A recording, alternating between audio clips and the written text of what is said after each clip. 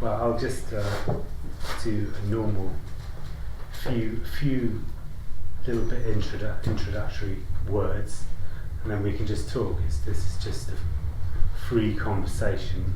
It's not something special. All there is this. All there is immediacy, this immediacy. Just what is. Just what is. That's the special thing, just what is. It's the rock bottom. It's what's left. It's complete emptiness. It's when everything that is looked for is no more. It is when there is no body looking. It is when there's just what is. There's nothing in the way. No gap.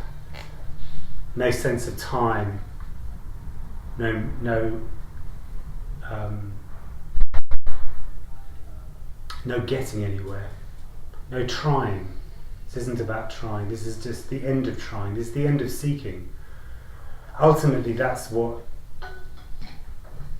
this wants to express, is that all there is just the end of seeking, just the end of trying to find something more than what is. We're always looking for something else. Always. The me is always looking for something else. And the me isn't a real, solid thing. It's not real. There's no entity called me. There's just an apparent state of energy, apparent contraction called me.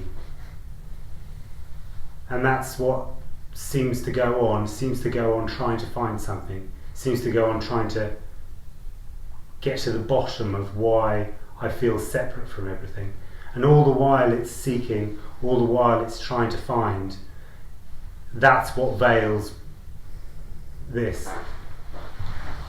It is in itself its own veiling. So that can carry on or not.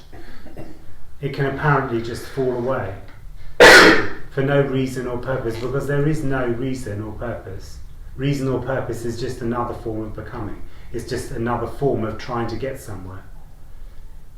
As is awareness, trying to be aware, trying to be this, trying to be that, trying to become whatever, trying to become something. There isn't anything that is born, and there is nothing that dies. There's just what is.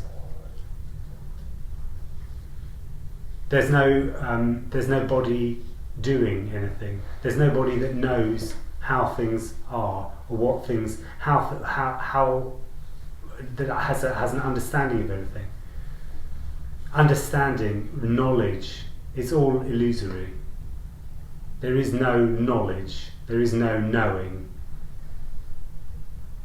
There can be a sense of repeating actions over and over again, and then the body responding to those apparently repeated actions. There can be a body of knowing that seems to be like that, a kind of muscle memory that the body has about things, but that there's no actual knowledge. There's no knowing possible. Nothing is known. This is all completely unknowable. Amazingly, that seems to be. We have a few more people. Hi, sorry, Simon. No, please come in. We're just beginning this,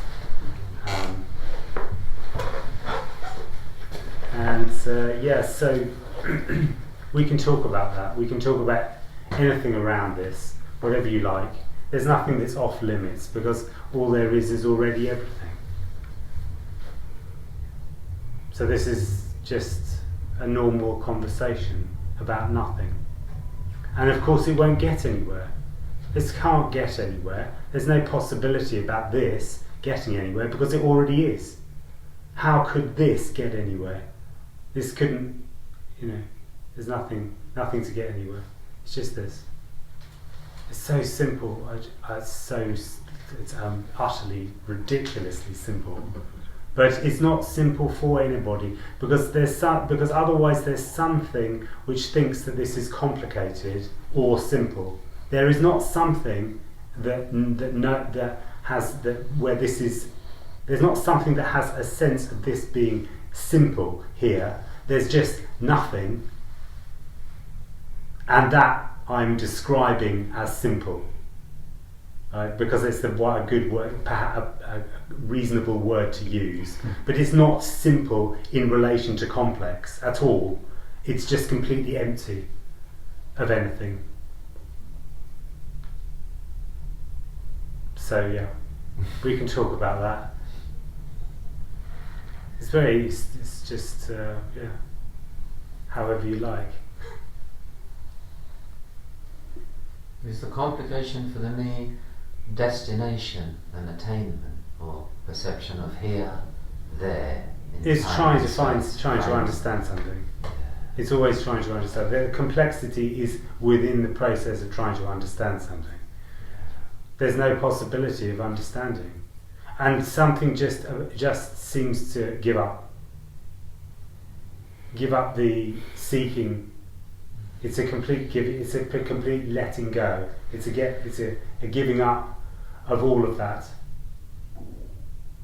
The energy is just falls away from that. It's just dissolves. I think I shared on a Zoom that several months ago the energy seemed to dissolve, and disinterest or inability to tell the story. I suppose socially one tells the story a little bit, but inability to fixate on destination or seeking. It's quite. And then with that comes a falling away of what was previously constituted to be life, the individual's. The story, the structure of me.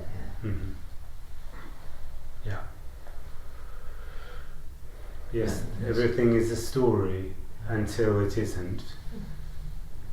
And it can kind of be seen all of a sudden, and somewhat unseen, and then it can just fall away, and then there's just what is, and then apparently me can come back into that. There can be a sense of contraction again, if you like, and then it will consider that falling away as part of my story. Of course. When in fact there isn't a story. No, it's the end of it. It's just the end. Suddenly there's the end of story. And then, the me will take hold of that and turn it into a bookend that I remember, Found enlightenment, so to speak. Yeah. So I was trying to explain it in a different way before, but it was, it's the end of happenings. It's the end of happenings. That's why it isn't something happening. It's not. Me is always looking for that thing that's going to happen. But this is just actually the end of happenings. Is the end of there being a happening, and the end of there being a looking forward to something, a trying to find something ahead. That's what me is always. Me is always in a waiting room. Yeah, it can seem very inherent. It can seem very inherent. Tomorrow, next week, whatever. Yeah, I'm getting there. I'm getting there. Yeah. It's like the absence of GPS. So wherever you are is where it just is, isn't it? Yeah. And it's like the absence of claiming of anything. It's like the mechanism that will claim anything. I'm having this experience. Now it's this. Now it's non-dual. Just seems to be totally absent. Yeah. So there's no longer a claimer of good or bad experience. There is just what is happening is all that can really be said. It's all there is. Yes. There isn't even an observer of that. Yeah. That's the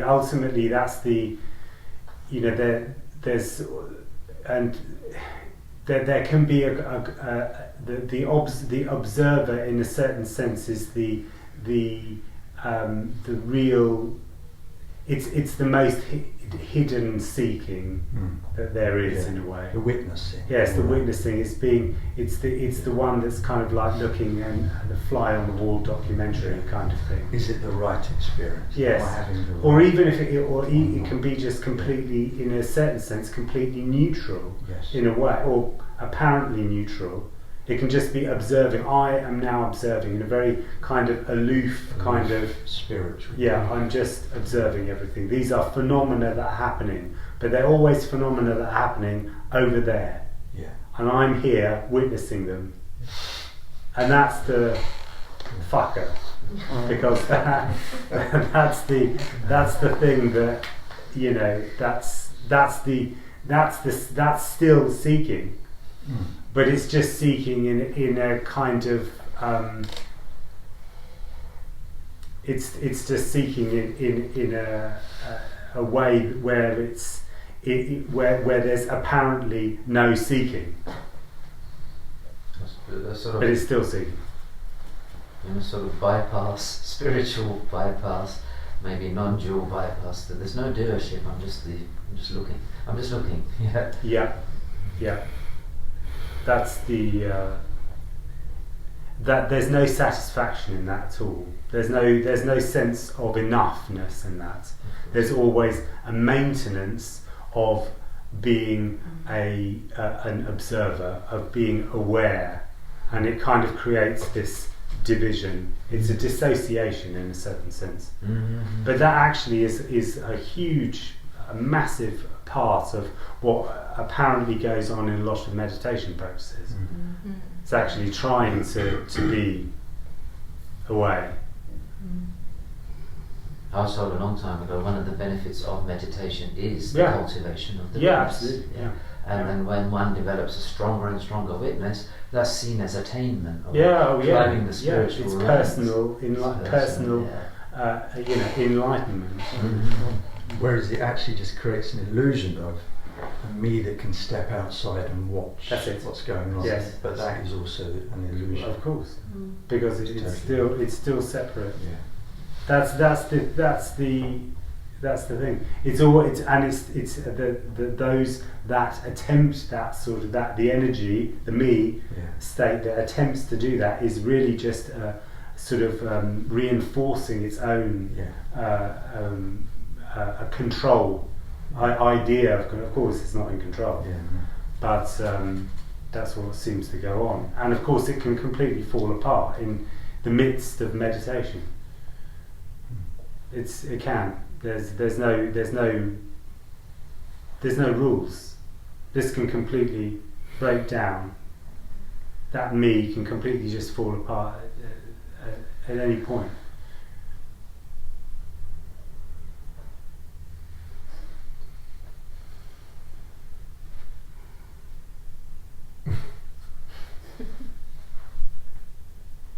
Yeah, when I'm working, I work in addictions. Yeah. And talking to clients over this week, after the term of last week, pretty much without a doubt, when you say, what is it that actually happens when you what is it that you desire? Why did you come back? It's the end of the me. The me is just totally absent. Yeah, of course. So any conditioned suppression is absent. So there's a non-me party going on, and then that me comes back feeling terrible, guilty, shameful. Yeah. But it's so interesting that is all that anybody desires, is the absence of anything. Always, and this is the thing, as you know, with addiction, is that addiction really is just is a sort of self-soothing. It's the body trying to reach towards something pleasurable, which is going to help the sense of that tension of me to just be released for a bit, and it can be anything, and everybody in a way does that, but it's only when it's considered that it's, you know, strong drugs like heroin or, as opposed to Netflix. As opposed to Netflix. If it's Netflix, it's okay, but heroin, oh, then you're an addict. Yeah. Yeah, well, it's not quite like that. You know, but it's there is no addict. There is nobody that becomes addicted to things.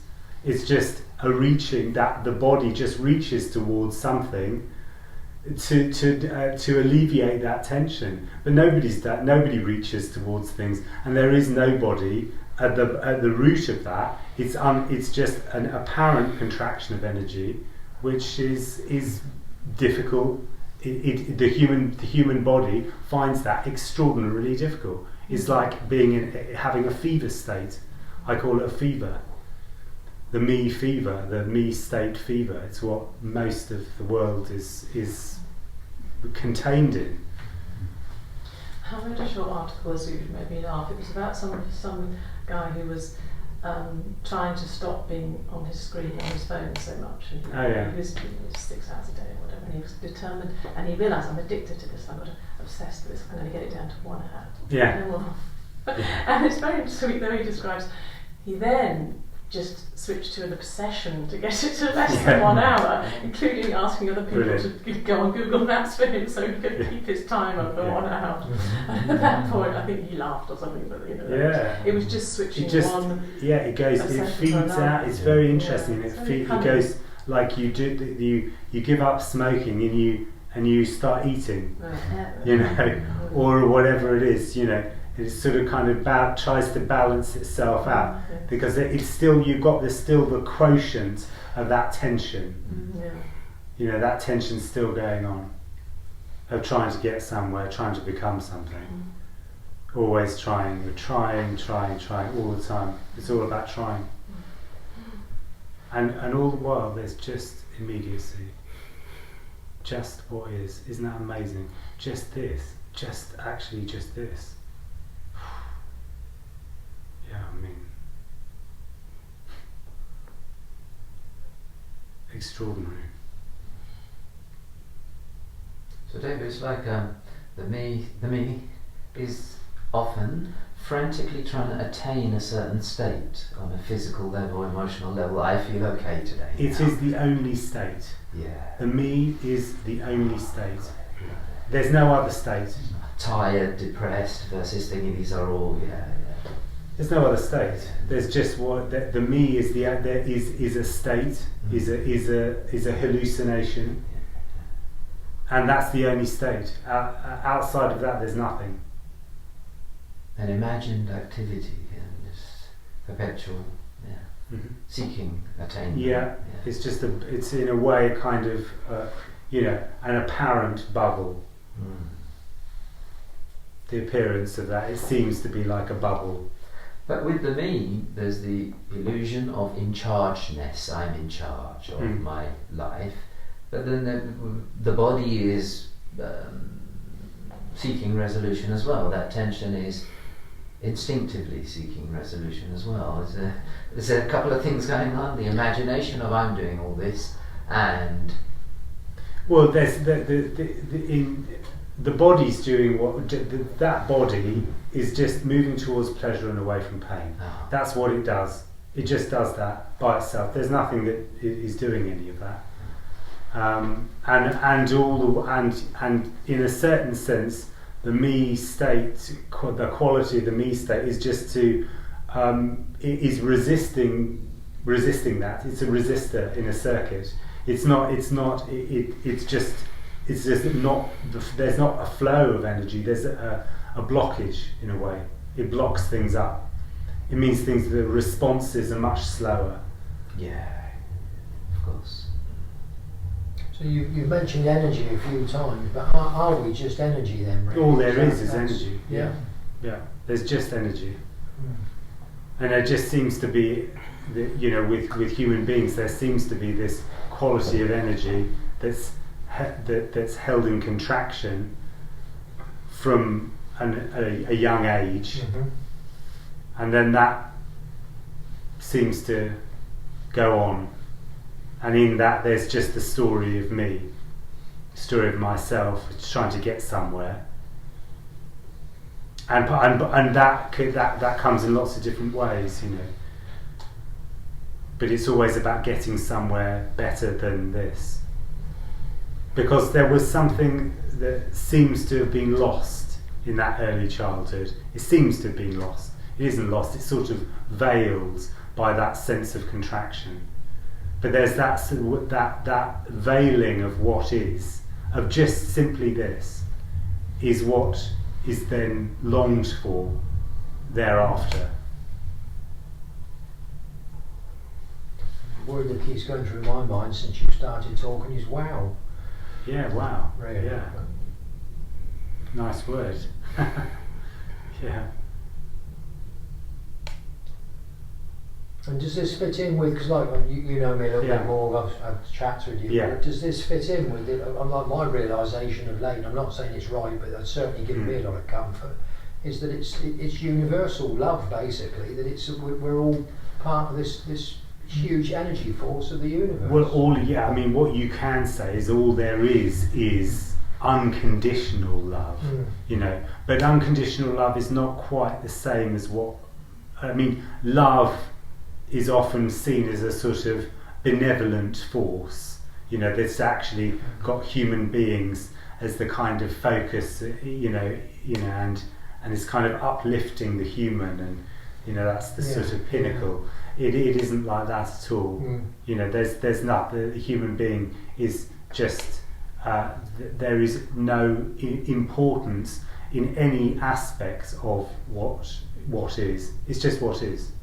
There's no better or worse. There's no good or bad. This is neutral. Everything is neutral. Everything is universally neutral, if you like. Yeah. Thank you. Yeah, sure. Yeah. And that could only be a problem for a me. Yeah, it's very difficult. Only me would have a problem. Yeah, because it's got to be special. It doesn't make any sense. No, but it's got to be special. Yeah. I mean, it doesn't make. It's more than it doesn't make any sense. Me just bloody hates that. Yeah. It absolutely hates that. I mean, that's just you can't say that. Yeah. That's saying that I'm never going to be special, or you know, there's no such thing as specialness. You know, there's just what is. And it loves that ladder, doesn't it? Me loves the ladder of hierarchy. Someone knows the answer, and they'll eat that up. And then they'll find somebody else who knows the answer more, and then that continues. Well, it is in a way. We say, you know, we might have a conversation and say, "Oh, the me, you know, likes that." The me doesn't have a personality. No, it's just a mechanism. It's just a contraction. It's all just energy and contraction. So it's just a mechanism. It just goes on and on, contracting for no reason or purpose. It's just what it does. That's what it does. It's just a contraction. Yeah. So so when we look at when we talk about me, it's just, that's all it is.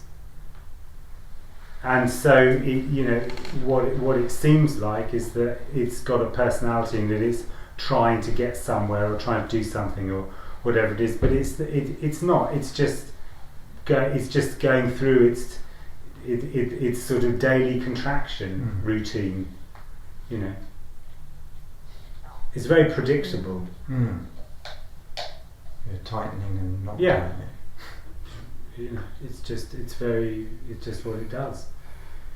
You know, and then that seems to go on, and then it just doesn't. It just doesn't. It's not needed. That body doesn't need it at all. It's not. That body's not interested in it's not interested in any of these questions. These bodies, they don't have any interest in any of these questions, really. All imagined. Yeah. Can you just talk a bit about dissociation? Yeah. Because I'm feeling that I've got dissociation now. It's been brought to my attention, and I've googled it. And I'm going through this, like I'm dissociated. Yeah, well, dissociation can seem to happen. I mean, it's similar to what we were talking about before, about the observer, you know, observing everything, being away from something and looking at something from a distance in a way. When you say that you've got that, well, it's just that I miss time. You miss time. Yeah. Mm-hmm. It's kind of like there's no time here anymore. I just go with what's going on, and suddenly it's like. Well, there is no time. Yeah. That's There is right. no time. Yes. Yeah. So when there's like no time, like linear time, is that dissociation or? Well, I mean, I don't know whether that would. It depends what you mean by dissociation. I mean, dissociation it would seem to be that there is a dissociation from all. So from there's an increase in a certain sense of separateness. There's a sense that everything that I'm here and everything else is over there. Mm-hmm. And that's quite clear. There's a sort of sense of separate observer and observed, subject, object, 1-2 dualism. This is the expression of dualism. And within that there can be a huge quietening of the mind. The mind can become very quiet. In dissociation? Yeah. Yeah. It's a technique. It's a technique that many people use, including the army. Yeah. Dissociation,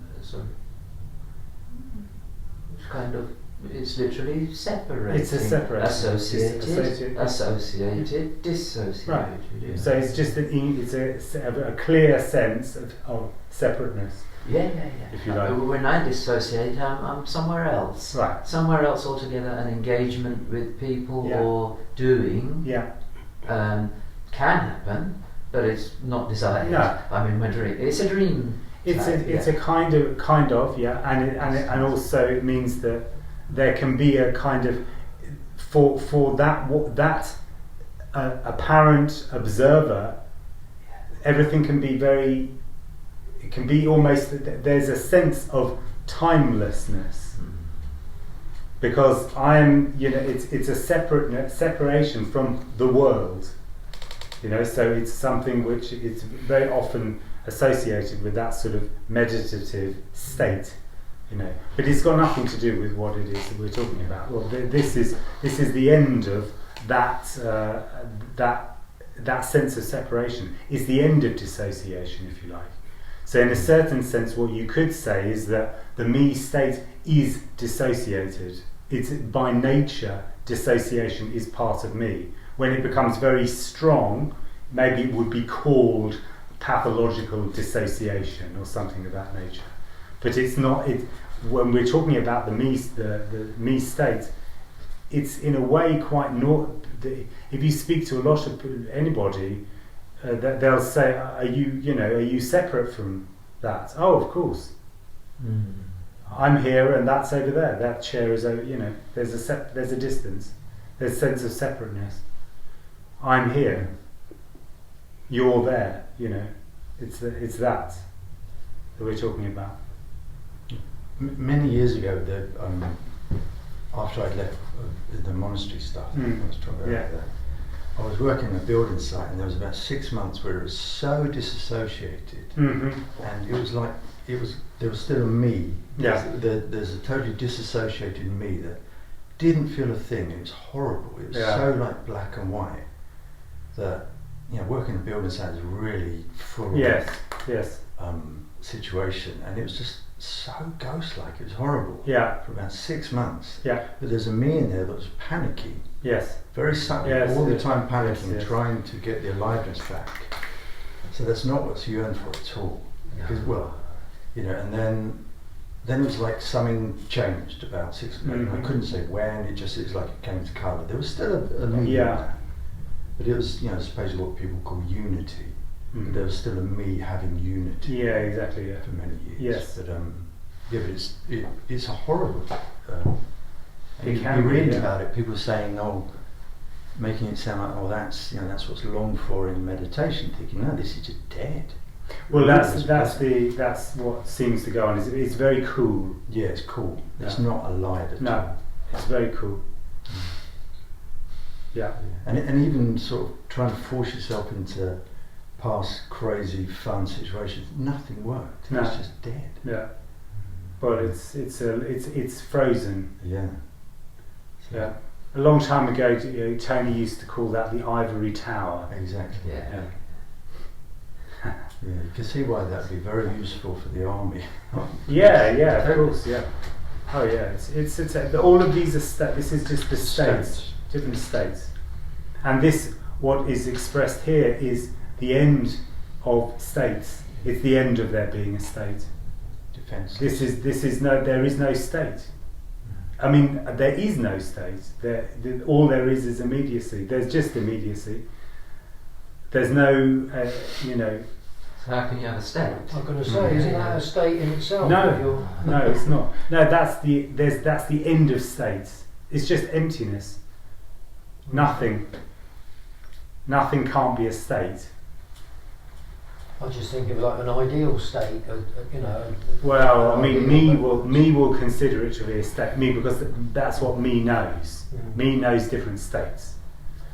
So me will always look at what is being expressed here in a way. It will look at this and it will say, that's another state.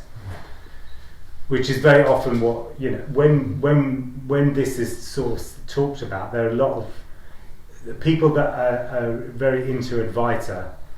And the sort of the non-dual language can very often get hold of this and kind of go, okay, well, what you're talking about is you're teaching non-teaching.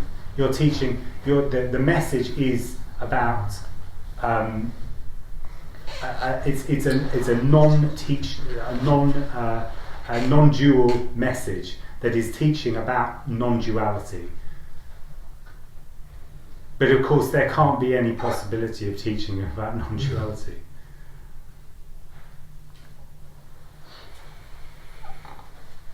But me will always turn this into a teaching, will always turn it into a message for me. But there's no message here.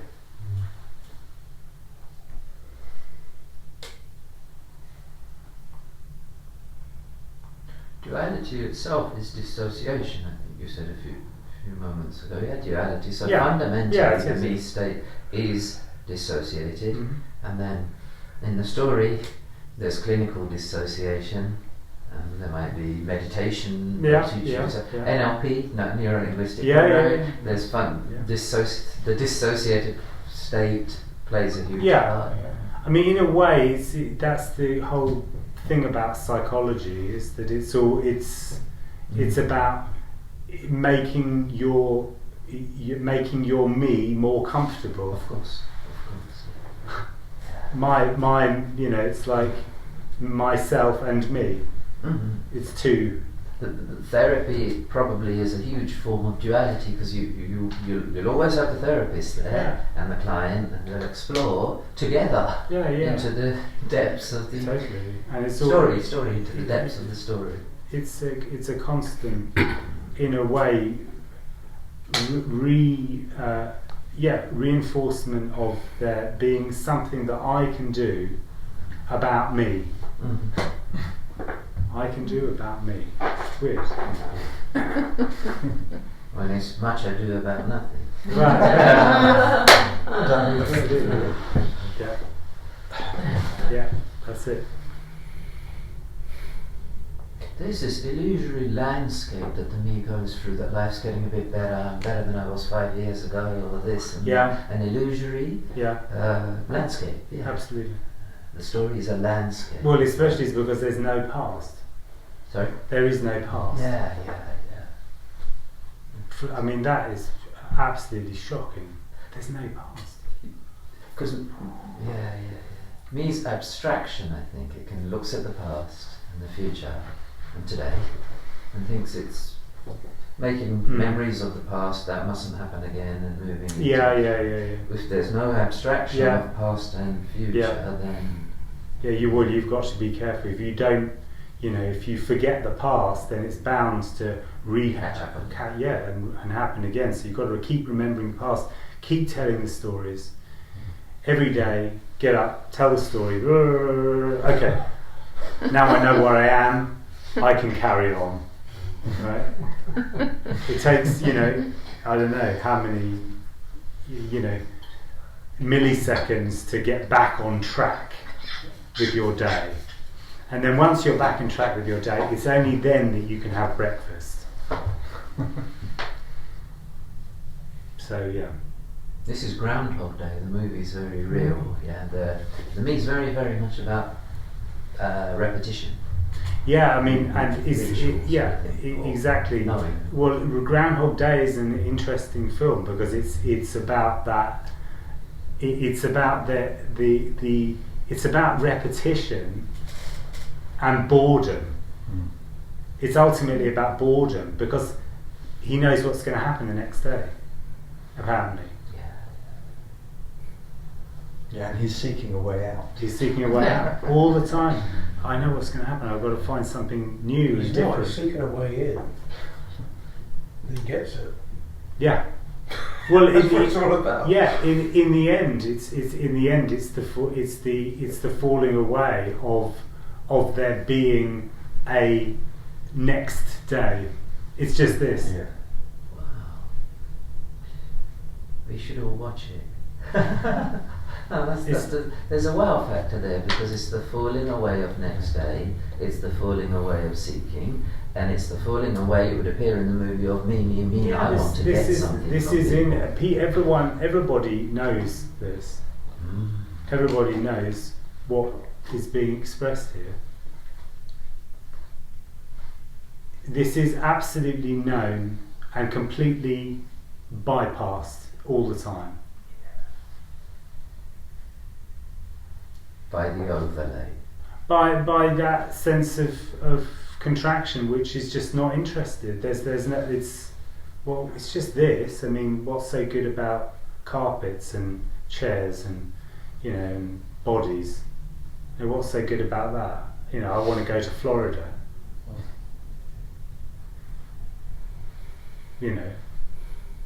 Entertain me.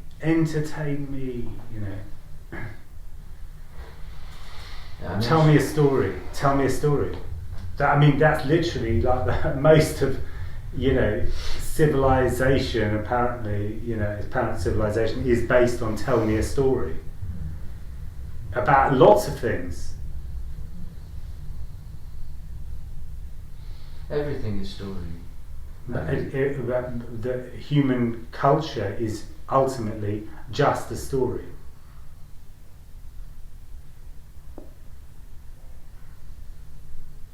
Does that matter? No, absolutely not. Nothing matters. Because if it matters, then it would be important. And there's nothing that's important.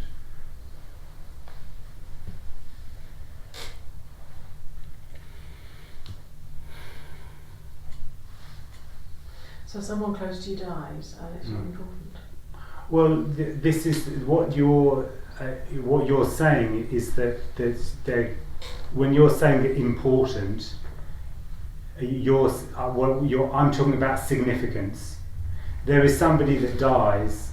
There is a response to that. There can be grief. There can still be grief, even though there is no significance to any of that. It's just grief apparently happening. It doesn't mean that person is important because you grieve for them. It's just what seems to happen. Grief. Letting go. The body just lets go. That doesn't mean it's significant. If you went through, this is going to sound a bit strange, but if you went through life, from a youngster, you've got all that on board and you went through life with that, with things don't matter, I don't see how that would fit in with, like you just said about bereavement there and family. You don't need to be taught any of that. That's all. It's completely instinctive. There's nothing that needs to be taught. In that, this sort of thing that we're talking about. These things, the emotions, and these are just absolutely natural. They just come out. They just express themselves. Right. It's just that human beings believe that they have to, that we need to be taught all of these things. We need to be taught right and wrong and good and bad and this and that and all of these things. Otherwise we're, it will all fall apart. I mean, the whole of nature and the whole of everything else that's going on, that completely does it totally fine without there being me there. But the human being has to organise itself. Apparently. Yeah, it doesn't actually. It's exactly the same, isn't it? That thinking, if I don't turn around 7 times, the sun won't come up. Yes. It's exactly the same in that I have to do this in order for this to happen. This body doesn't need it. Doesn't need it. Yeah, but isn't that all that a reaction, a response? I can reflect on the deaths in my family, close people, and every single time there's never been a sense of me doing something because I ought to, or any sense of playing to the gallery in any way. It's always been total reaction, response to a situation, uncontrollable. Exactly. And, I mean, yesterday I walked out into the garden, and a small garden I have, and I tripped on something. I thought, what's that? There's a little bird, and obviously a cat or something had killed it and snapped it on there. Yeah. I said, I'm going to bury that. So I wrapped it in a bit of tissue, and I said, well, where's that going to go then? Well, I looked around the garden. I said, I know where the bird feeder is, because that's where he probably was when the cat got him. So I buried him there. And as I was doing that, I was thinking, this is what I should do with my mum, because she's nearly dead. She's 98, or coming up for it, and I think that's what I'll do. I'll put her somewhere where she. But it's just thoughts. It's just the flurry of thoughts and rubbish. It's just all effervescent stuff going on. There's no intention or feeling that I'm in control. No. And there never has been. No. I mean, when my sister died, I couldn't say a word. Just couldn't say a word. I had to read a poem. That was difficult enough. Yeah. But it's all total reaction. Yeah. I wrote a song afterwards, but nice. That's how it happens. I don't think there is. If there is a sense of a person doing and feeling it's important, well, that's just the way that body feels. I suppose how it happens. No, I was thinking more, if you don't show any emotion, that your family around you would think, oh, you're a bit hard or whatever. And the concern about that, I suppose, would be this sense of me. This sense that I am a person in here, or I worry about what they think about me, I better do this, and playing for the gallery a little bit, doing what you think you ought to. But again, that is also, I think, just what's happening. It's just what. It doesn't mean anything. You're not the only person, or you're not doing it right because you behave in a certain way. Yeah, there is no right or wrong, and there isn't anybody that is doing any of these things. There's just response for no reason at all. There's just what's going on, just what's happening. And it proves that in so much of life all the time, and yet it's not seen. Yeah. Because there's nobody there checking it in that moment, so it's just overlooked. Yeah, well, absolutely, yeah, and there's all events become part of the story. Me just you stick, that it's sticky, and all events stick to it, and it all becomes part of my story. So is there no sense of, oh, I better ring my mum, it's her birthday? Or that can happen. That can happen. But there isn't a sense that I am duty bound to do that. It's just it may happen.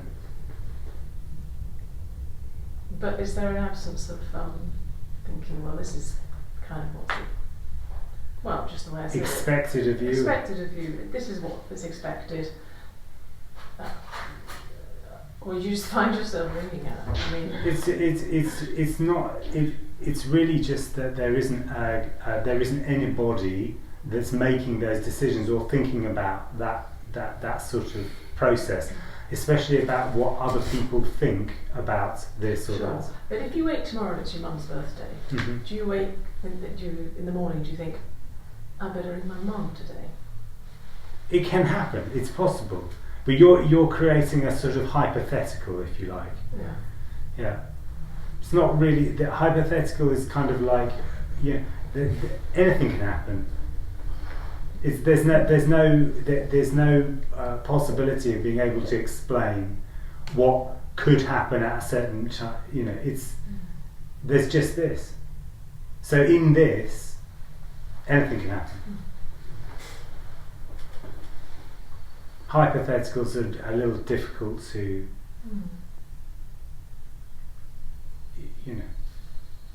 but it can be the case that you would call your mum on her birthday. Yeah.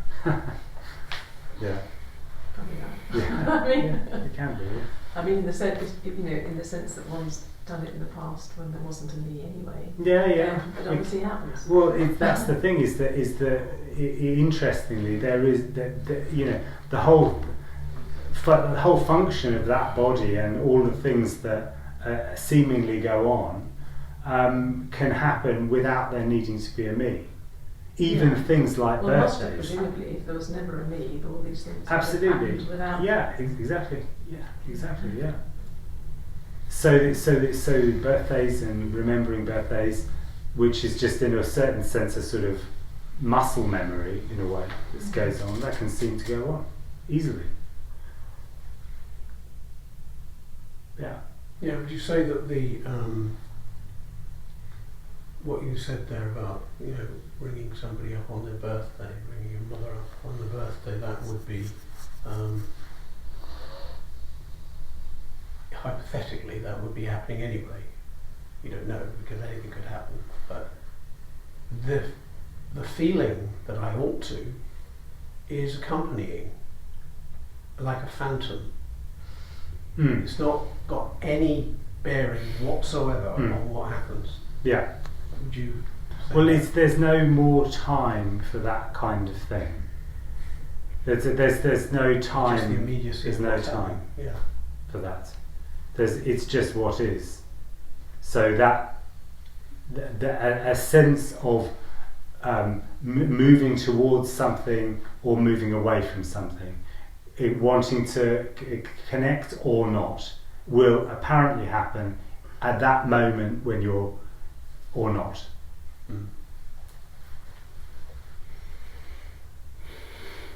Nothing has to be kind of worked out.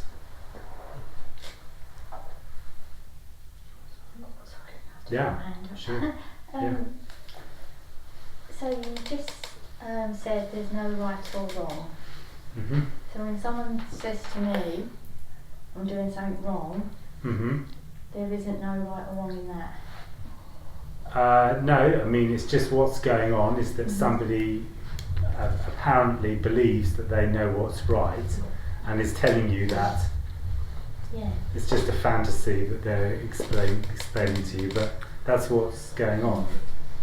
And it's kind of already done. It's happened. Yeah. It's done. So how can you go back? You can't. Well, there's no, you can't go back. But what do you mean about that? Well, the one that says it's wrong.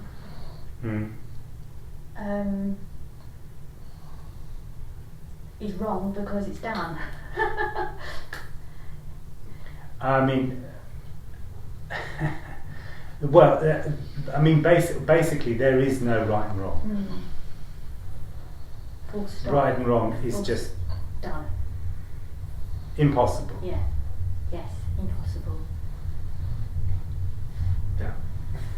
Just need to clarify. Yeah. No, it's just an illusion. Yeah. Taking it to an extreme, murder, I mean, where does that fit in? Well, also not right and wrong. It's just what it is. This is, you know. It is an extreme, isn't it? Extreme example, but yeah, sure.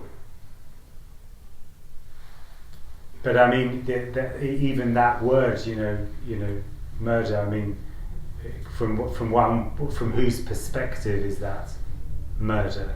a person murdered, I should think. But no, but I mean, there's a judge. What I'm trying to say is that there's this constitutes this constitutes that. This is right. This is wrong. This is murder. This is defending myself. Do you see what I'm saying? There's a whole, that whole narrative is all about me trying to construct this is right and this is wrong, but ultimately it's all just preference. It's all what I would like, what this would like. I don't like that. I like that. Okay. But then the next step is that me then decides, right, everybody's going to believe me in the way that I want things to be.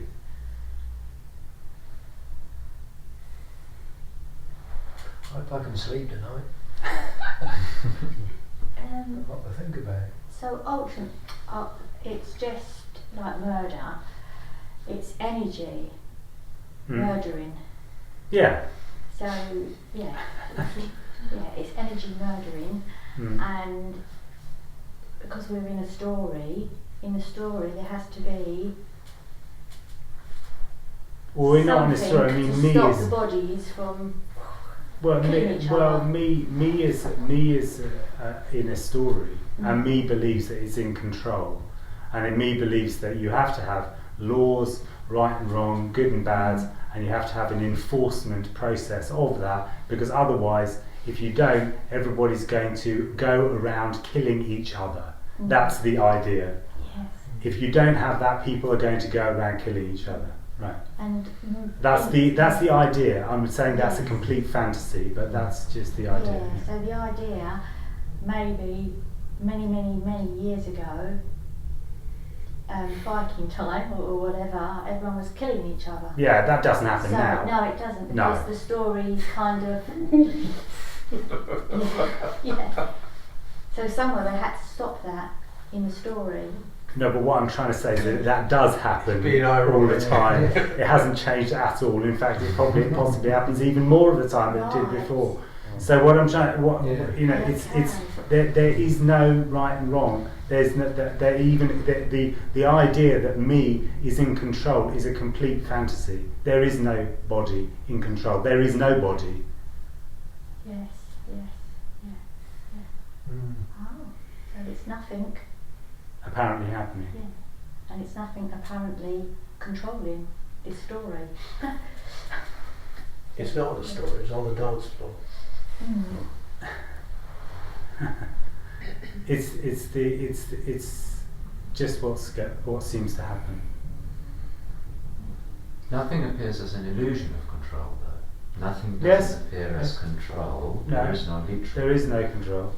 It can appear as an illusion of control, can be a me believing in the fantasy of control. Yeah. Me is the fantasy of control in a way. Yes. Because at some point in civilization there might have been sporadic random killing, and then control came. And now it's somewhat, we control you, you're not supposed to kill each other in the story, but killing is just happening. Yeah. Yeah.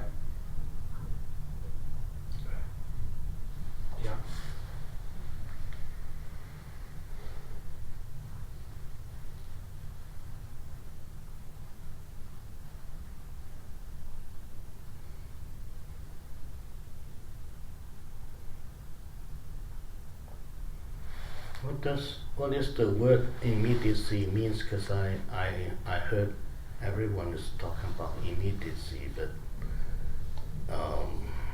like what it actually refers to. You can't explain that really.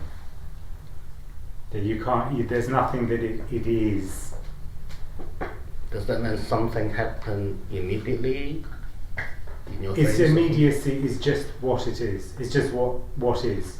Oh, okay. And it's another term in a way for just what is. It implies in a sense the complete end of time. There is no time. All there is this.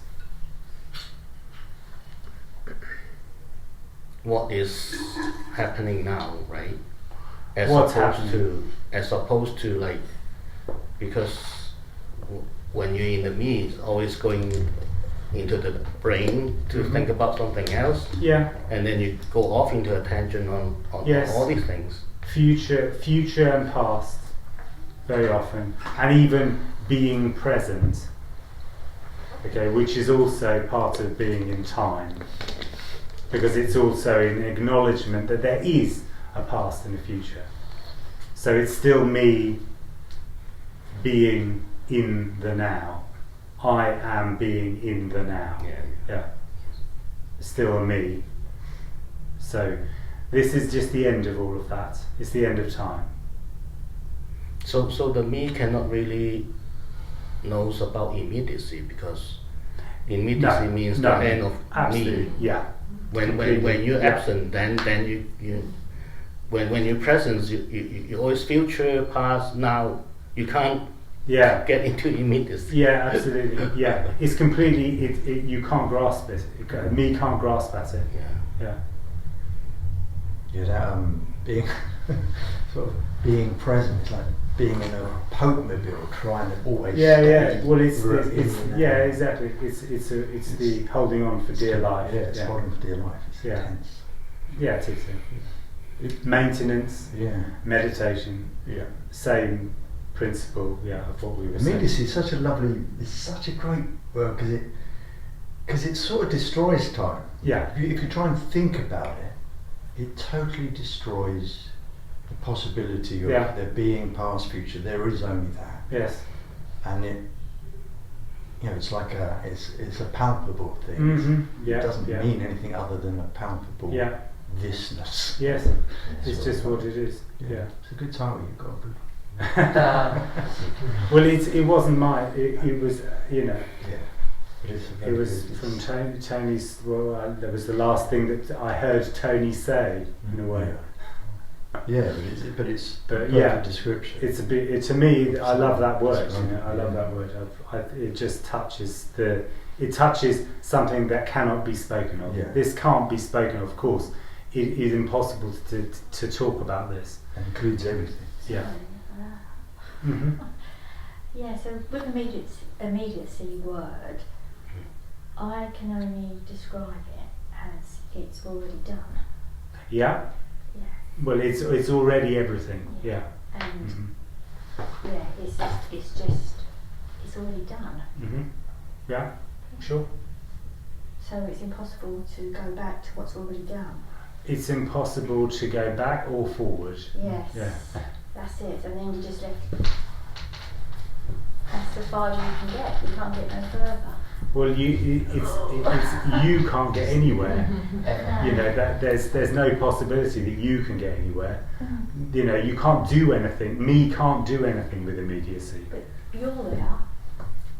Well, no, I'm not. No, you're Nor not. are you. No, but you're not seeking that to get back to that done, because it's impossible to go back to it. It's done. And that's all that's left here now is. That's all that is. It's just all there is. Mm. Yeah. Yeah. Is there just a sense of looking forward to things, like you're meeting a friend next week, or you're coming to Colet House? Is there that normal sense? If within immediacy, there can be that sense of That is apparently something that I'm going to be doing. It can feel interesting or not, or whatever. Yeah. So the normal way, Gordon, sort of looking forward. Yeah, this is very normal. Yeah. David, when you were talking about immediacy, then I thought the word immediately in language. We say come immediately. Obviously, it implies right now. And then you've got the whole abstraction of past and future. Immediacy blows that away because it's sort of, for me at least initially, that word always conjures up a question mark, a not knowing. And it's as if immediacy is not only not now, there's no possibility of that past future. Yeah. And then throw in all of it as well. There's nowhere to go and there's no time to get to anywhere. That's an encompassing word. Yeah,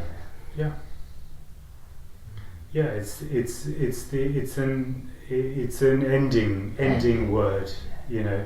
There's nothing you can say. Kind of nullifies it. Yeah.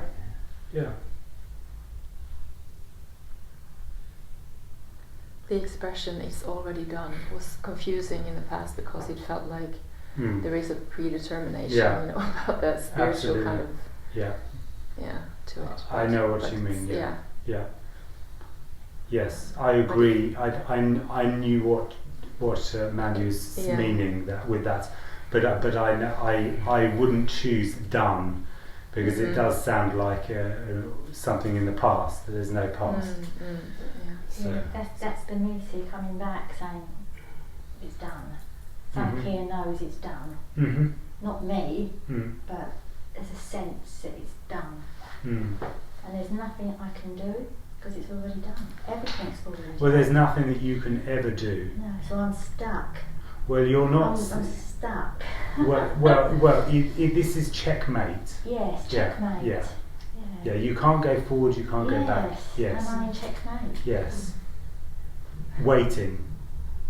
That's the me. Yeah, because it's already separate. Yeah, but I'm not waiting because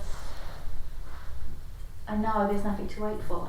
Oh yes, of course. But it doesn't matter whether there is a knowing that there's nothing to wait for, because you're in checkmate. You can't do anything else. No, I can't. Yeah.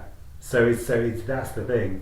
Even if you know there's nothing to wait for, you're still what are you going to do? Yeah, totally. Yeah, it's bloody annoying, isn't it? It's really annoying. It is really annoying. Beyond annoying.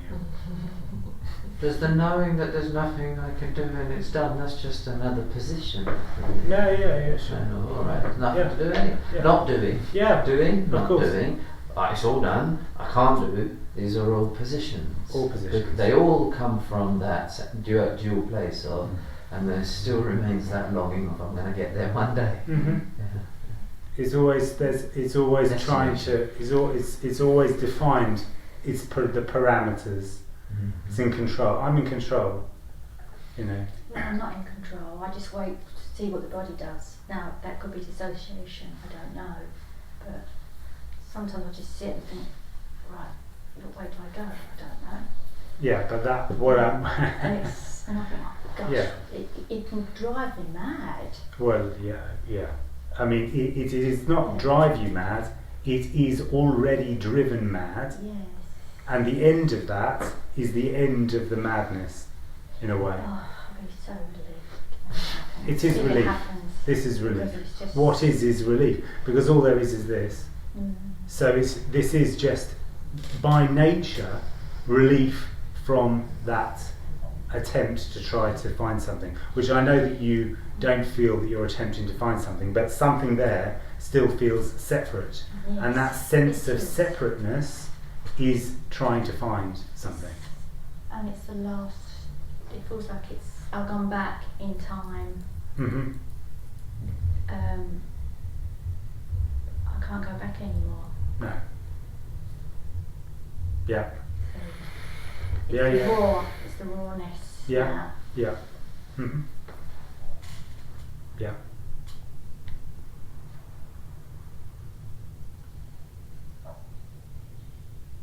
David, remember I spoke earlier about something seemed to fall away about a month ago. It was very evident that all the problems that exist, or otherwise, they're made up. They're me problems, because I could. And at that time, stories. Story was absent. So I'd wake up if there was a food requirement, I'd fulfil it and just sit there, and there wasn't any problems. Yeah. There might be that there's something to deal with. Answer a quick message, but do that quickly, and then there's the problems were absent. Yeah. Yeah. Yes. Because destination was absent. Yeah. Yeah. There's not. But yeah, problems and solving problems is very much about me. Me often needs to have a problem in order to kind of keep going. And on rare occasions when there's been an absence of problems, there can be a frustration of, well, what is going on today? What's what is my life about?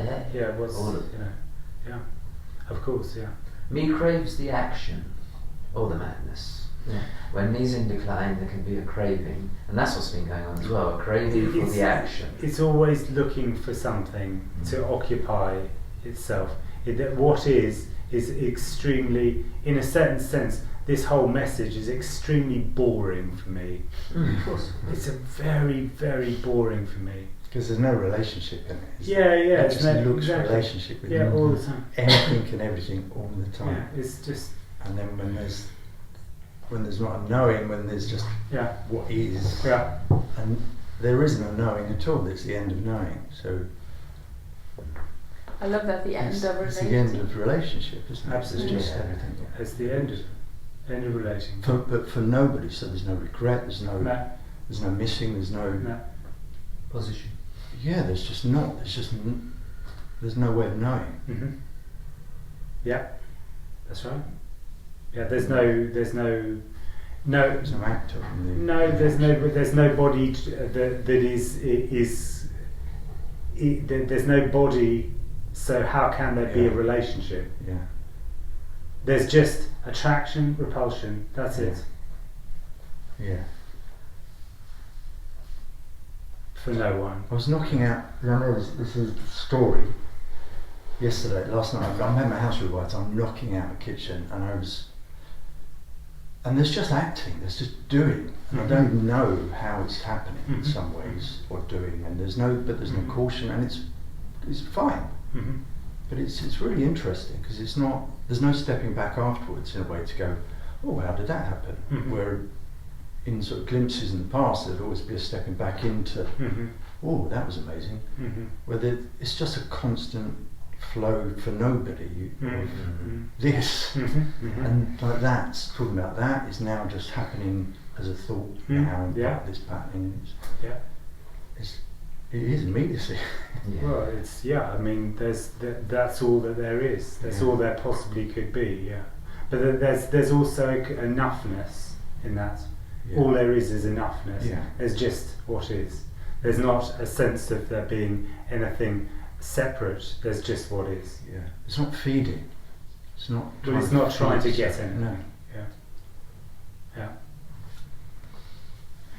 I found that too as well. There's no owner. There's no owner of action, so there's no celebrator of action. And thinking yesterday was really good. There's been a suspension of celebratory joy in I did that. The I isn't there that did that. A bit like Peter's saying, it just seems to happen. And negative things happen, okay, they come and go. Positive things happen, come and go. And there isn't anybody who's constantly jubilant that I was there, now I've done that. Right. There's a timeline of measurement. Right. Seems to be missing. Yeah. That long lost. Can I just share something? That's okay. Yeah. So I've kind of got the urge to want to sit on the floor and protest this, because that's how stuck this is. Yeah. So all I can do is just sit on the floor with my arms crossed and legs crossed and not move. Yeah. And sometimes I get that feeling throughout the day when I've got lots to do, Yeah. I just want to protest. Absolutely, yeah. I understand that. Do you? Yeah. Good. You've seen me on the news in the middle of London. There's no one here. So this is the end of protests. Mm.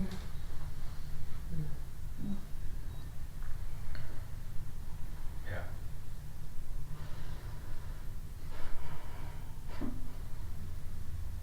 Can I come back to the word immediacy again? Yeah. So everyone, I guess, builds up their own sort of thoughts around the word, and my thoughts, I guess, have been along the lines of what I mean. I don't know anything about Buddhism, but I think in Buddhism there is this idea that I don't know what they call it, but it's what we call an appearance is in total flux. It's constantly changing, and that's it. It's just changing, and it is identical to that which is not moving at all. There's nothing. Yeah. And there's no sense in the word flux that means something is happening which has a beginning and an end. Its nature is change. You can never find a beginning or an end until me gets in there and says, the event, the change that I recognise started here and ended here, and it's that duration, and then time is introduced. That's totally a human mechanism that's doing that. The actual flux itself has no possibility of time. Well, I mean, yeah. I mean, yes. I mean, nothing and everything. It's a paradox. It can't be known. None of this can be known. And essentially, it's that which is in question of what is, that is attempting to know it. So this just can't be known. And so, in the end, actually, all of those questions are completely irrelevant. I mean, all of that sort of, in a certain sense, the attempt to describe it is just a kind of irrelevance, in a way. Yep. Yes, that's also what I was going to say after that is the knowing that this is, or the idea or the concept that this is just changing and no possibility of time coming in, and there being identical to nothing happening is also a concept. Yes, it's you're going to walk away with exactly. and say, I know what it's all about. Exactly, that's it. And it's totally not that. Yeah, that's it. Exactly, it's not that at all, and that's the difficulty in a certain sense is for me, is that it has a huge number of concepts about what is, and this is totally non-conceptual, and it isn't awareness. It's just non-conceptual. There's no awareness. There's just what is. In that sense, it's utterly non-conceptual. Absolutely. Completely and utterly non-conceptual. There's no conception at all. Cannot be conceived, understood, discussed. No, it's just talked around. This is just talking around the subject. It's not talking about the subject. It's impossible because there is no subject. So it can just be spoken of around about kind of a way. I think Tony Parsons, I spoke to him perhaps a few years ago, early days, when the seeker wanted to understand this and implement this, and he said the words are just an excuse or something to. Sure.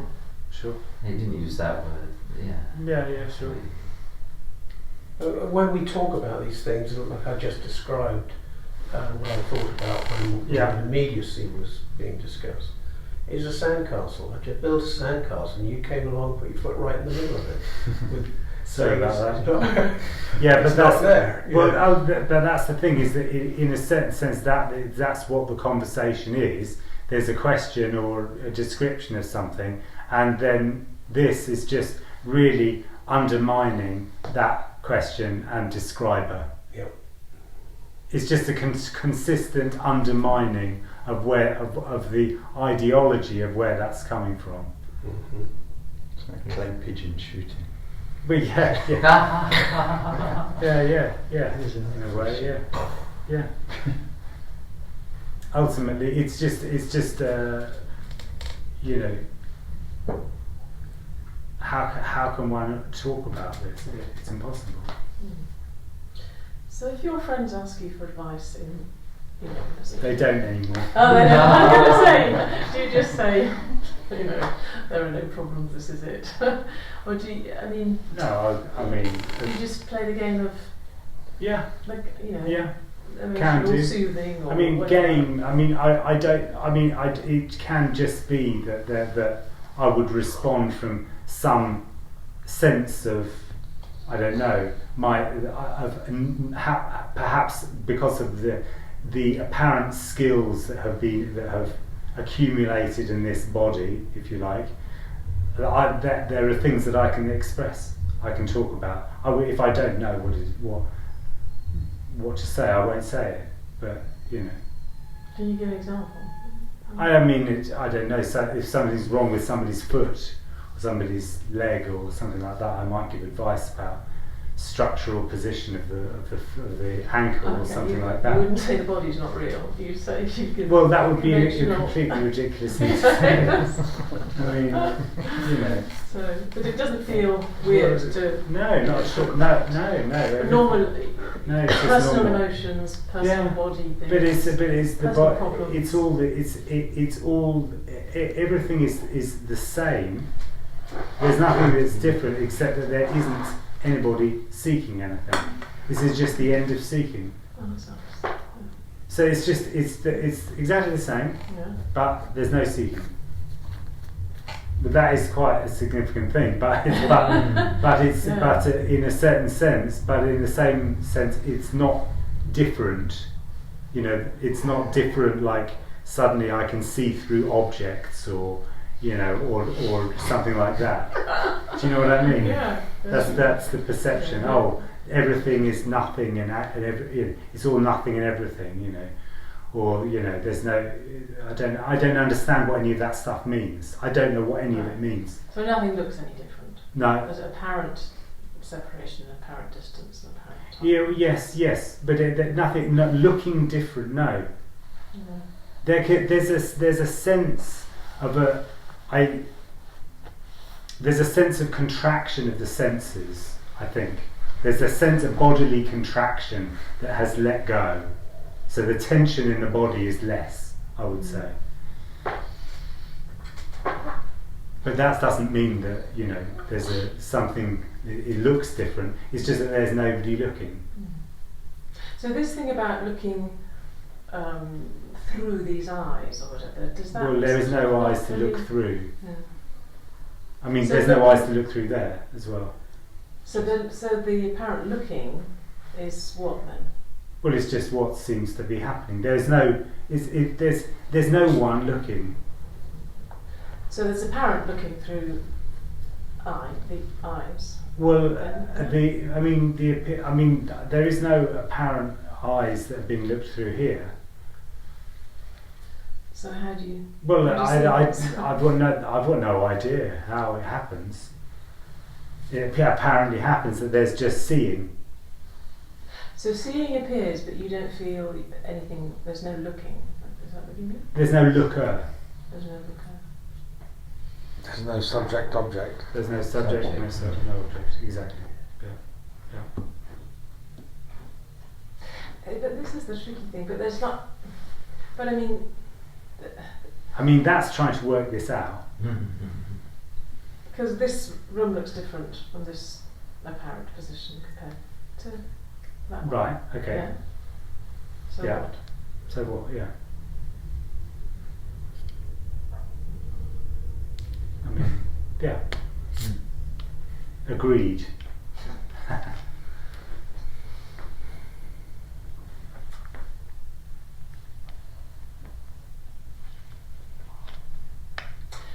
Would you say there was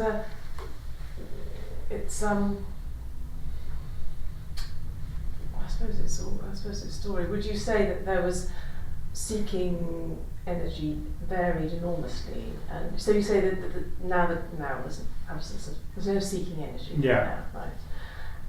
So I suppose it's irrelevant whether that seemed to be strong and then subtle, or that is a story that one could go into about an appearance of a past, and there being a person called David who's trying to find something, and then also trying to ascertain whether the seeking level per day, and chart it into a little pie chart or something like that, to figure out whether I was closer or further away to the end of me. Yeah. That is not going to work. No. Okay. No. I didn't actually do that. But it's quite. It could have been something that this would have done. But actually, what you're saying is there's never been any real seeking. No. There's never any real anything. But but ultimately there is a sense of contraction which ends. In a way, it's sort of like a lot of the language around this is completely useless, because it's always trying to find something that is, what is this, and how does that work, and how does this work? But ultimately, there's no knowing about this. Nobody can understand this. Nobody can understand this. This just seems to fall away, and there's no way of being able to get to that. There's just apparently the end of the energy for seeking. This is just the end of seeking. That's all. It's just the end of seeking. So then there's absolutely no way the individual could get to it. No. But when the individual gets to this message somehow, he wants to harness it and understand. Well, how does a fever break? In other languages, it's actually the same as well. Fever breaking, it just breaks. Yeah. It breaks after the effort. Well, no, it doesn't. I mean, that's it's not in a linear way. Yeah, but I mean, that's the thing. There's no. This is the interesting thing about that kind of stuff. Is that what goes on in the natural world? Is that there isn't any doer. The doer can be ever so busy trying to measure the progress, not necessarily keeping charts, but still trying to much better than 2 months. Yeah, exactly. All made up. Much better than 2 years. Yeah, it's always a progression. So I've got to be better than I was last week, otherwise, got to keep trying harder, not trying hard enough. But it's personal and delusional. It's very personal. Yeah. This subjective experience. Yeah. Better than last week. Yeah. Oh yeah. Arbitrary. Yeah, it's Made up. Yeah, it's all totally illusory.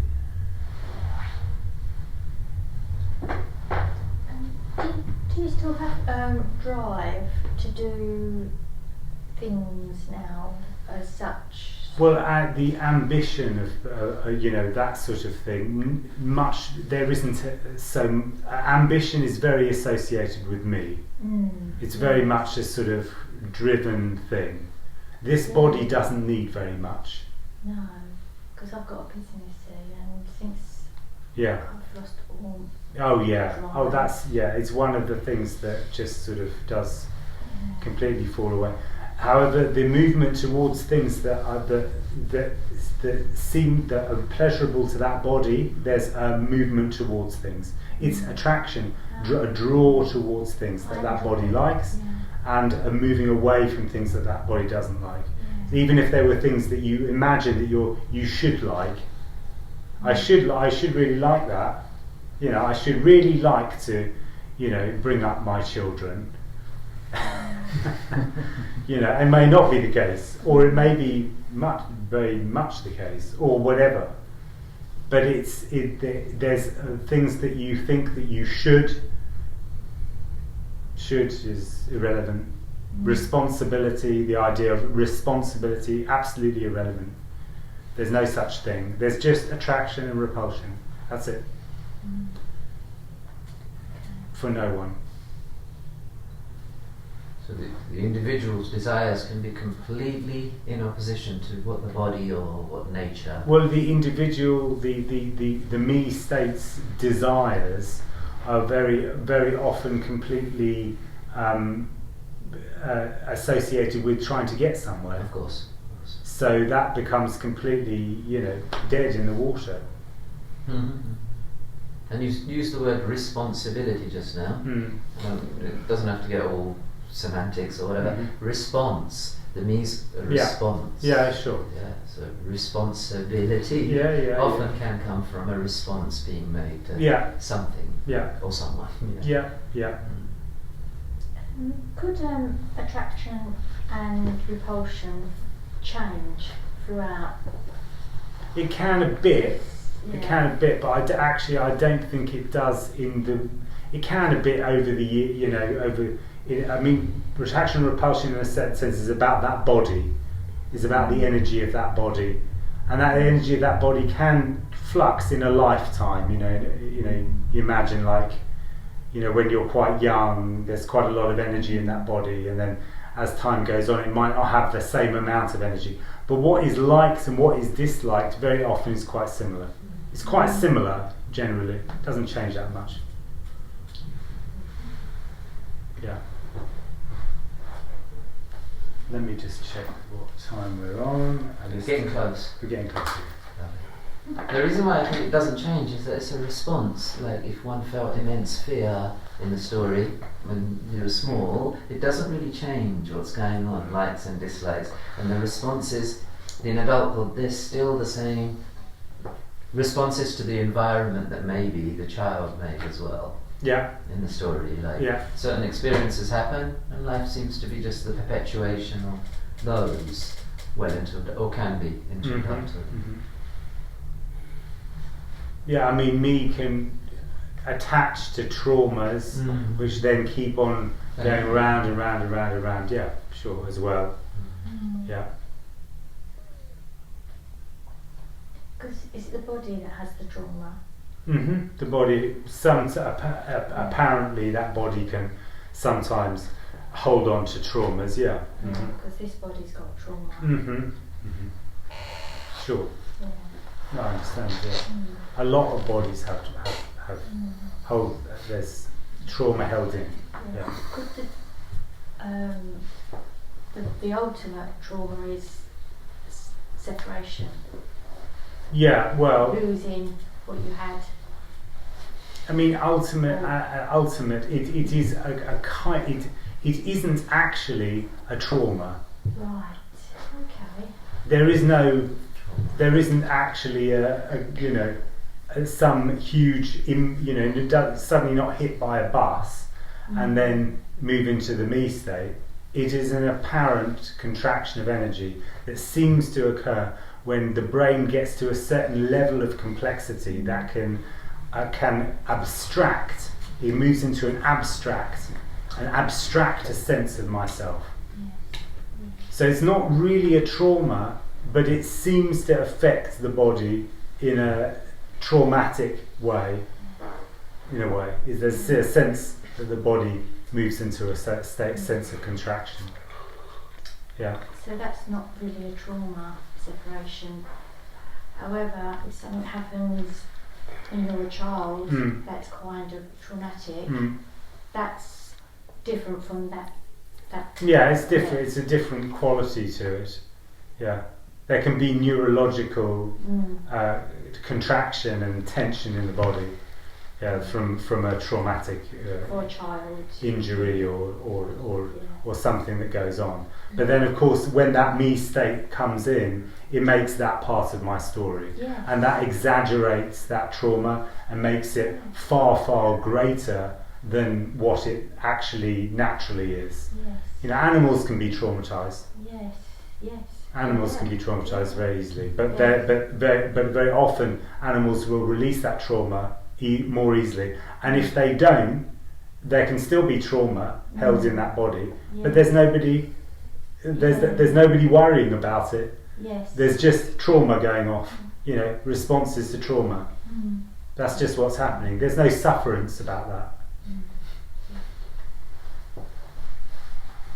the one sense that is the situation is different with human beings is that sense of sufferance of those apparent traumas which are part of the story. They're part of my suffering. It's my pain, my suffering, my trauma.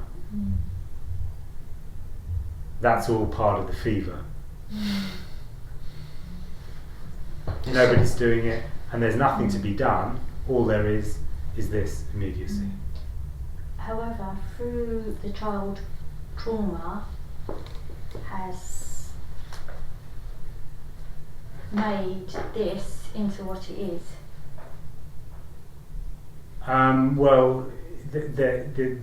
Well, how do you mean this? Like it can affect the growth of the brain. If a child has a trauma, apparently, the growth of the brain can get a little bit stuck. It's you can call it scar tissue. Yeah, so it's a scarring. Yeah. Sure. So I've got scarring. Apparently. Yeah. And I've got to live. Well, you haven't got anything. No. But there is there seems to be scarring. Yeah. Yes, and within that scarring, the body or the me, I don't know, gets confused. Well, it's you can't work it out. No, that complicated things, as Tony once said to me. You can't work this out. It isn't possible to kind of figure out. There are some people that assume that if they can get rid of all of their trauma, then they're going to be free of me. Forget it. There's just a fear, deep fear in there. Yeah, sure. That's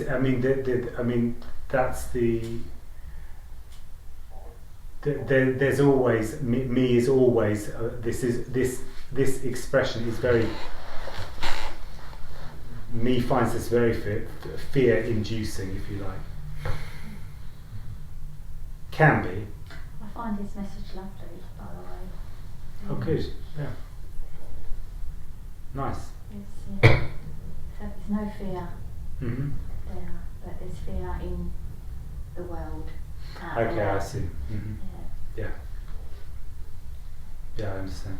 So it's interesting what you said a moment ago. An animal doesn't stop an animal from releasing trauma naturally. It could well be shaking one animal, and then they don't stop each other. We story makers sometimes might say, "Come over here, it's all right. Yeah, stop shaking for a start. Yeah, a cup of tea or something." And then you're absolutely right. Let's say there is some residual trauma in the animal. Didn't manage to shake it all out, whatever. It can't possibly become story. No. For humans, either the trauma itself or the resolution becomes story forevermore. Yeah. Lifelong mission. Yeah. To get rid of trauma. Yeah. It's always that. Yeah. I'll get rid of it, then I'll be better. I'll be better. Yeah. I'm not good now. And there will be peace. Yeah. There'll be what I'm looking for. It's another attempt to get to the end of the rainbow.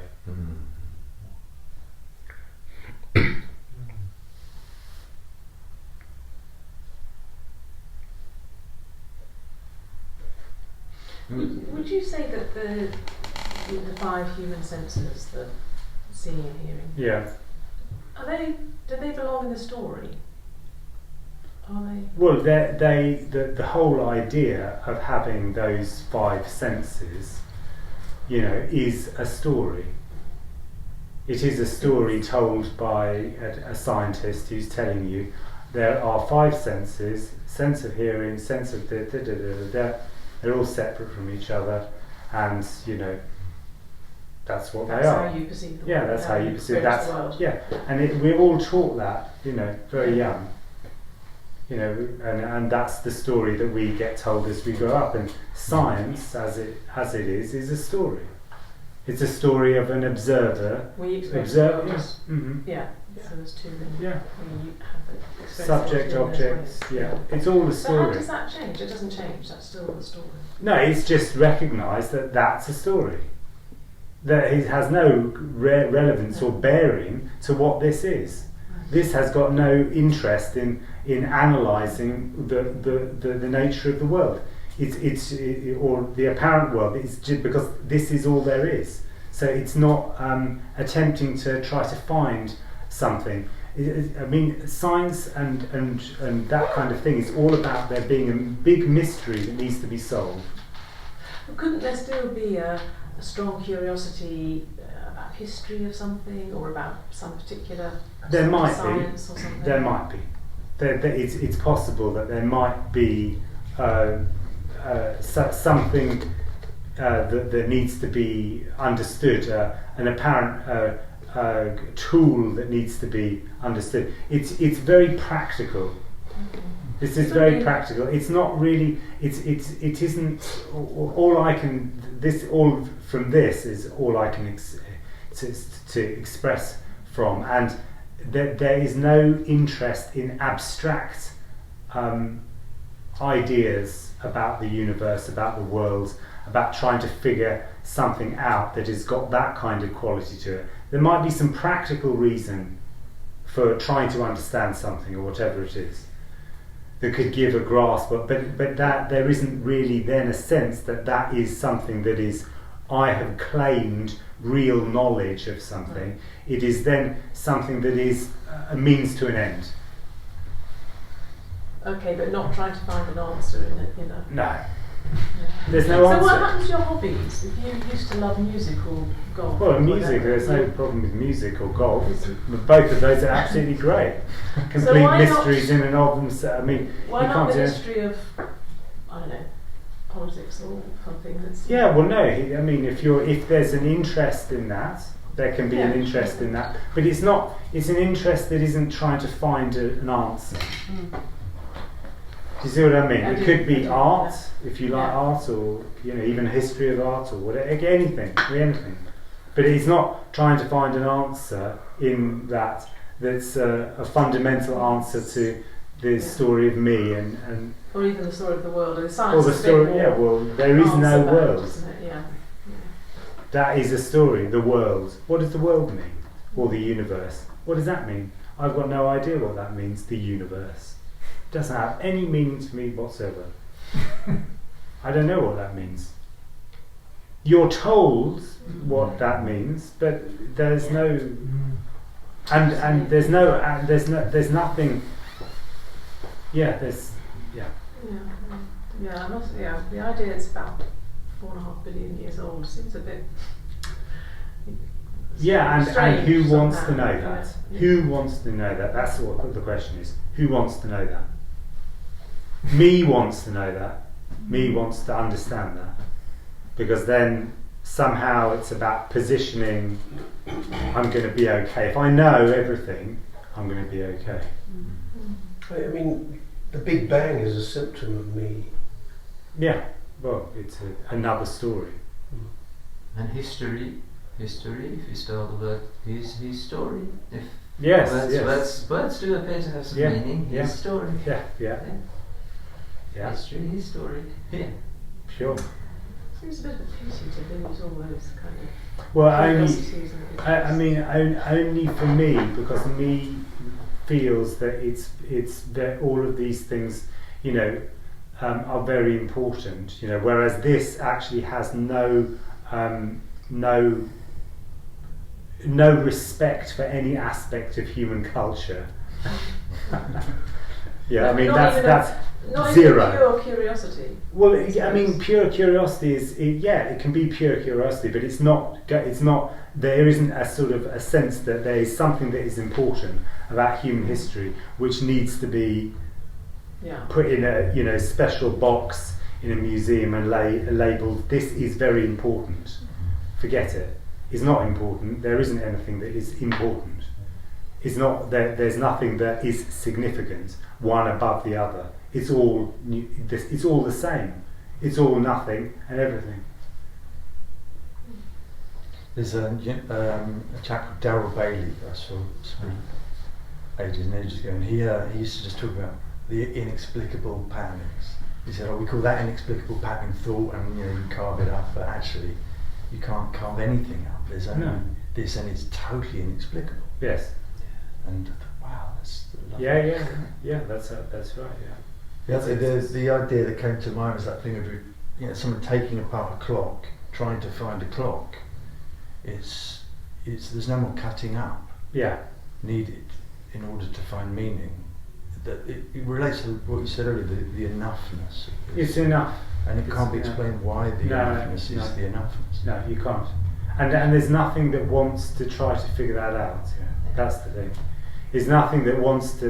This is not the me is always in the mechanism of what it is. It is not something that's doing that.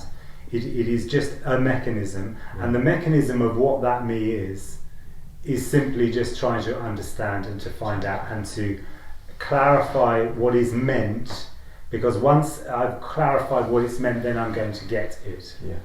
And this cannot be got. It's nothing. So it can't be claimed. That's the freedom of it. That's the freedom, is that they can't be claimed. Can't be. Just like that piece of art that was framed and it was nothing. Yeah. £2,000, but it was nothing. Right. Yeah. Yeah. Yeah. Totally. Yeah. Yeah. It's amazing. It's like talking about the art. It just reminds me of the Banksy thing where someone bought it for millions and millions of pounds, and they hung it, and it destroys itself. Yeah. There's no painting. It's like this. Yes. Yeah. Sure. Just the illusion is gone. Yeah. And then they take all of that stuff that's destroyed, the strips, they sell it. and then that's worth More. Me will always More. It was worth more. Me will always do something with nothing. Yes. We'll take nothing and turn it into something. But I like what those Buddhist monks do when they make those mandalas, maybe over 3 days with rice or whatever, then it's done. Yeah. Amazing. Yeah. But the intention to do that is so ridiculous, it's unbelievable. But it's illustrative, isn't it? That Well, created, not created. It is illustrative, but it's utterly ridiculous as well. Why not just eat cake? And having said that, would everybody like a cup of tea? Good segue.